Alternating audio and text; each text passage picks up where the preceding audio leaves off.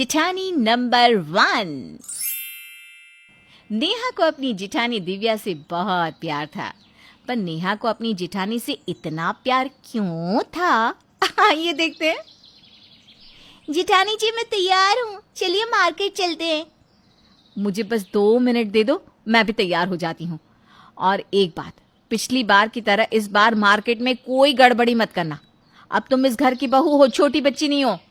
हाँ दीदी, इस बार मुझसे कोई गलती नहीं होगी। और वैसे भी आप है ना मेरी जिठानी नंबर 1, मुझे बचाने के लिए। नेहा की ये बात सुनकर दिव्या उसके कान पकड़कर मोड़ती है और हंसते हुए उससे कहती है मैं हर बार तुम्हें नहीं बचा सकती। अगर कभी मैं नहीं रही तब क्या करोगी? तब ऐसी गलतियां नहीं करूंगी। अब दोनों देवरानी जेठानी मार्केट जाती हैं, जहां दिव्या घर के लिए सब्जी खरीदने लगती है, तो वहीं नेहा की नज़र आइसक्रीम वाले पर पड़ती है और वो जाकर आइसक्रीम वाले से आइसक्रीम ले लेती है और बिना उसे पैसे दिए वहां से जाने लगती है। जिस पर आइसक्रीम वाला भड़कते हुए नेहा पर चिल्लाता है और उससे कहता है, पागल औरत, इतनी बड़ी हो गई है और बच्चों की तरह आइसक्रीम लेकर चली गई। मेरे पैसे कौन देगा? अरे अंकल जी, आप इतना भड़क क्यों रहे हैं? मैं छोटी बच्ची नहीं हूँ जो आपके पैसे खा जाऊंगी। और मैं कहीं भाग नहीं रही थी, मैं पैसे लेने ही जा रही थी। झूठ बोलती है, मुझे बेवकूफ बनाने की कोशिश कर रही है। सोचा कि आइसक्रीम वाले के पास भीड़ है तो मुफ्त की आइसक्रीम ले लूंगी। तुम जैसी लालची औरतों को बहुत अच्छे से जानता हूँ। झूठ बोलना बंद कर। आइसक्रीम वाला भरे बाजार में नेहा को खरी खोटी सुनाने लगता है। नेहा आइसक्रीम वाले की बात सुनकर घबरा जाती है और उसकी बातों का जवाब नहीं दे पाती। पर दिव्या डरने वालों में से नहीं थी। वो जाकर आइसक्रीम वाले को 3 आइसक्रीम के पैसे देती है और कहती है, कुछ पैसे तुम्हारी आइसक्रीम के हैं और बाकी के बचे हुए पैसों से तमीज खरीद लेना, क्योंकि तुम्हें ना ही अपने ग्राहकों से बात करने की तमीज है और ना ही एक औरत से। उल्टा चोर कोतवाल को डांटे। अरे मेरे पैसे लेकर भाग रही थी। चोर को चोर नहीं कहूंगा तो और क्या कहूंगा? कान खोलकर सुन ले, वो कोई चोर नहीं, मेरी देवरानी है। उसका पर्स मेरे पास रह गया था और उसने तुमसे कहा था कि वो पैसे लेकर आ रही है, पर भीड़ इतनी ज्यादा थी कि तुम सुन नहीं पाए। इसलिए वो जल्दी में मेरे पास आ रही थी और तुमने उसे चोर समझ लिया। बिना पूरी बात जाने समझे किसी पर झूठा इल्जाम मत लगाया करो। और अगर आइंदा से मैंने तुम्हें इस तरह किसी भी लड़के से बदतमीजी करते हुए देख लिया ना, तो तुम्हारी कंप्लेंट कर दूंगी। पकड़ो अपने पैसे और बंद करो अपना मुंह, वरना तुम्हारा मुंह बंद करवाने का मुझे और भी तरीका पता है। दिव्या की बात सुनकर आइसक्रीम वाला शांत हो जाता है और चुपचाप पैसे रख लेता है। उसके बाद दिव्या नेहा को अपने साथ ले जाती है, जहां नेहा की आंखों में आंसू नहीं रुक रहे थे। बार बार अपनी देवरानी को छोटे बच्चे की तरह रोता देखकर दिव्या उससे कहती है, नेहा बस भी करो ना, और कितना रोगी? मैंने तुम्हारा बदला ले लिया ना उससे। दीदी, आप मेरा कितना ख्याल रखती हैं, बिल्कुल अपनी छोटी बहन की तरह, लेकिन मैं आपके लिए कुछ नहीं कर पाती। आप हमेशा मेरी गलतियों पर पर्दा डालती है और मुझे बचाती है। नेहा, इस बार तुम्हारी कोई गलती नहीं थी और मैं जानती हूँ तुम मुफ्त में किसी का कुछ नहीं लेती। तुम्हारी जरूर कोई मजबूरी रही होगी। अब मुझे ये बताओ, तुमने आइसक्रीम वाले को पैसे क्यों नहीं दिए और क्यों वहां से जाने लगी?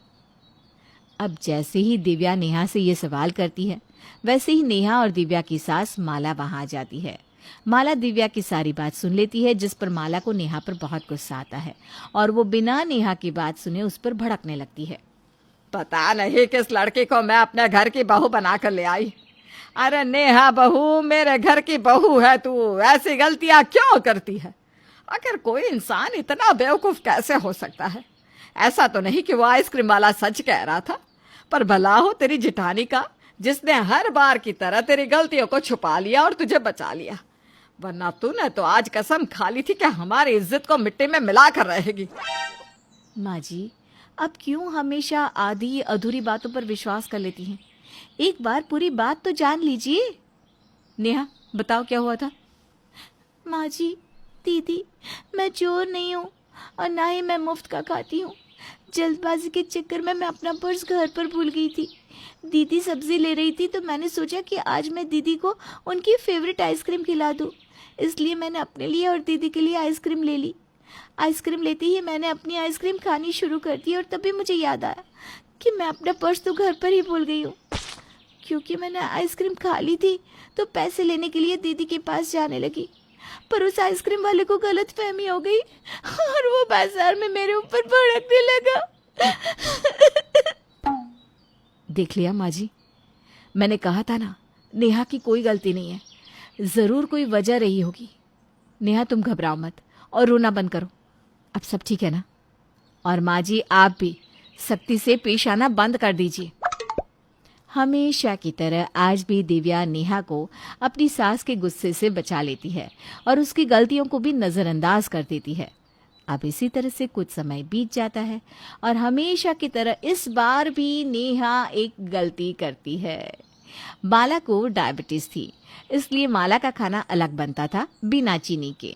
ऐसे ही एक दिन नेहा घर में सभी के लिए खीर बनाती है। अपनी सास के लिए भी वो शुगर फ्री खीर बनाती है, पर गलती से नेहा अपनी सास को चीनी वाली खीर दे देती है, जिस वजह से माला की तबीयत बिगड़ जाती है। माँ जी क्या हुआ आपको? आपको इतनी घबराहट, बेचैनी और चक्कर क्यों आ रहे हैं? बहू, मेरी तबीयत ठीक नहीं लग रही, मुझे डॉक्टर के पास ले चल जल्दी। दीदी मुझे लगता है माँ जी का शुगर बढ़ गया है, तभी माँ जी की तबीयत इतनी खराब हो गई। पर माँ जी का शुगर लेवल इतनी जल्दी कैसे बढ़ सकता है? माँ जी तो समय पर अपनी दवाई लेती हैं और हम भी माँ जी के खाने पीने का कितना ख्याल रखते हैं। कल रात को भी हमने माँ जी के लिए अलग से बिना शुगर की खीर बनाई थी, माँ जी ने तो जरा सा भी मीठा हाथ नहीं लगाया। अब जैसे ही खीर की बात दिव्या करती है, नेहा को याद आता है कि माला की खीर तो वैसी की वैसी ही रखी है। उसने गलती से कल रात को अपनी सास को मीठी खीर दे दी थी। अब जैसे ही नेहा को ये बात याद आती है, वो पसीने से लथपथ हो जाती है और घबराने लगती है। दिव्या जैसे ही नेहा को डरा सहमा देखती है, समझ जाती है कि नेहा ने फिर से कोई गलती की है। पर दिव्या इस बात को घुमा देती है और अपनी सास को डॉक्टर के पास ले जाती है। डॉक्टर, हम अपनी सास के खाने पीने का अच्छे से ख्याल रखते हैं, माँ जी भी समय समय पर दवाई ले लेती है, पर फिर भी पता नहीं कैसे माँ जी की तबीयत बिगड़ गई। अच्छा हुआ जो आप इन्हें समय पर ले आए। शुगर पेशेंट के साथ ऐसी समस्या अक्सर हो जाती है, इसीलिए शुगर पेशेंट का बहुत ज़्यादा ख्याल रखना होता है। वैसे आपकी सास अब ठीक है, आप इन्हें घर ले जा सकती हैं। जैसे ही माला ठीक होती है, दिव्या उन्हें घर ले आती है। अपनी सास को सही सलामत देख नेहा की जान में जान आती है और वो लंबी सांस लेती है। तभी नेहा को डांटते हुए दिव्या कहती है, नेहा तुम ऐसी गलती कैसे कर सकती हो? अगर माँ जी को कुछ हो जाता तो? अरे तुम्हें याद कैसे नहीं रहा कि माँ जी को शुगर है? दीदी मैंने कुछ भी जानबूझकर नहीं किया, मैंने हम सबके लिए कटोरी में खीर निकाली थी, माँ जी की खीर भी अलग से निकाली थी, पर सारी कटोरियाँ सेम थी ना, इसी वजह से माँ जी की खीर हमारी कटोरियों के साथ मिक्स हो गई। सच में नेहा, लापरवाही की भी हद होती है। आखिर मैं कब तक तुम्हारी गलतियों को छुपाती फिरूंगी और तुम्हें बचाती रहूंगी? वो तो शुक्र है कि माँ जी को इस बात की भनक तक नहीं पड़ी। अगर आज उन्हें पता चल जाता कि उनकी तबीयत खराब होने के पीछे तुम्हारा हाथ है, तो वो तुम्हें छोड़ती नहीं, मरती बाद में पहले तुम्हें मारती। मुझसे गलती हो गई दीदी, मुझे माफ कर दो। आप भी परेशान हो चुकी हैं मुझे बचा बचा कर, पर मैं वादा करती हूँ आपसे मैं ऐसी गलती कभी दोबारा नहीं करूंगी। नेहा आज बहुत उदास और दुखी थी, क्योंकि उसकी वजह से उसकी सास की तबीयत खराब हो गई थी। नेहा का उतरा चेहरा देखकर दिव्या को बहुत दुख होता है और वो उसकी सारी गलती माफ कर देती है और उसे हंसाने की कोशिश करती है। मैंने कुछ ज्यादा ही कह दिया ना आज? देवरानी जी, जिठानी जी को माफ कर दो। देखो एक बात ना हमेशा याद रखना, तुम कभी अकेले नहीं हो, मैं हमेशा तुम्हारे साथ हूँ। अब हंस भी दो ना, माँ जी भी तो ठीक है अब। मैं जानती हूँ दीदी, आप मेरी जिठानी नंबर 1 है, आप इसी तरह से मुझे हमेशा बचाएंगी, पर फिर भी मैं आपसे वादा करती हूँ अब मैं गलतियाँ नहीं करूँगी। इतना बोलकर नेहा मुस्कुराती है और अपनी जिठानी के गले लग जाती है। तो अब तो आप लोग भी समझ ही गए होंगे कि आखिर नेहा अपनी जिठानी से इतना प्यार क्यों करती है।